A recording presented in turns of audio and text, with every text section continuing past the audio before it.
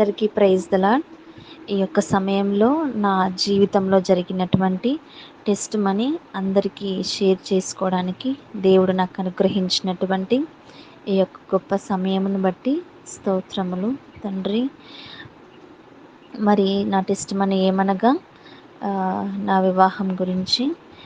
నా కుటుంబంలోని వారందరూ కూడా అన్యులు, విగ్రహారాధికులు.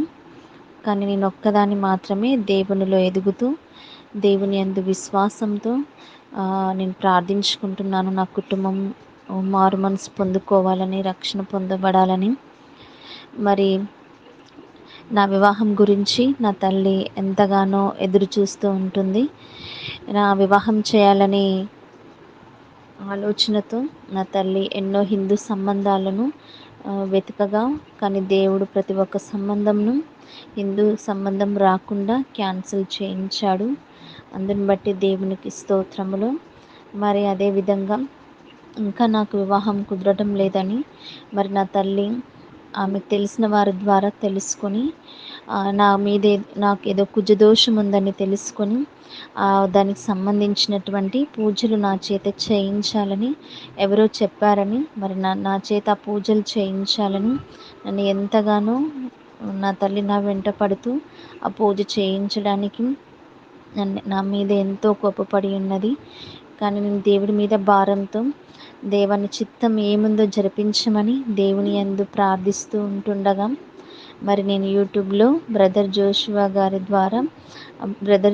గారి యూట్యూబ్ ఛానల్ ద్వారా నేను ఒక టెస్ట్ మనీ విన్నాను. ఒక సిస్టరు తను ఎంతో అనారోగ్య స్థితిలో ఉంటూ లేవలేని స్థితిలో కూడా రాత్రంతయు కూడా బ్రదర్ జోషువా గారు చెప్పిన విధంగా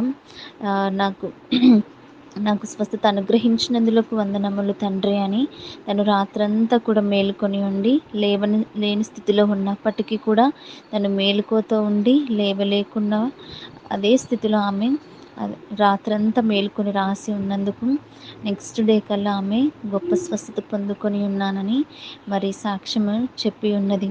ఆ సాక్ష్యము నేను విని ఎంతగానో సంతోషపడి ఉన్నాను. మరి అదే విధంగా నేను కూడా చేయాలని ఆలోచించి ప్రార్థించుకొని మరి నేను కూడా రాత్రంతా కూడా మేలుకోతూ ఉండి, దేవా నా చేతి విగ్రహారాధన చేయించకుండా నన్నును నా కుటుంబాన్ని తప్పించినందులకు వందనములు నా తండ్రి అని నేను రాత్రంతా మేలుకొని ఉండి మరి నేను కూడా 500 సార్లు రాసి ఉన్నాను.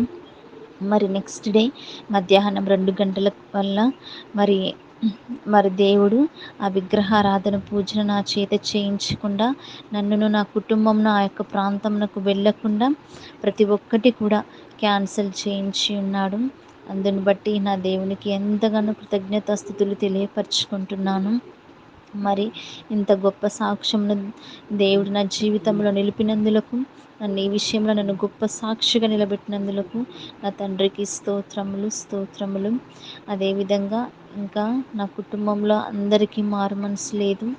నా తల్లి నా చెల్లెమ్మలకు గొప్ప మారు మనసు రక్షణ అనుగ్రహించాలని మీరందరూ ప్రార్థించాలని మొరపెట్టుకుంటున్నాను.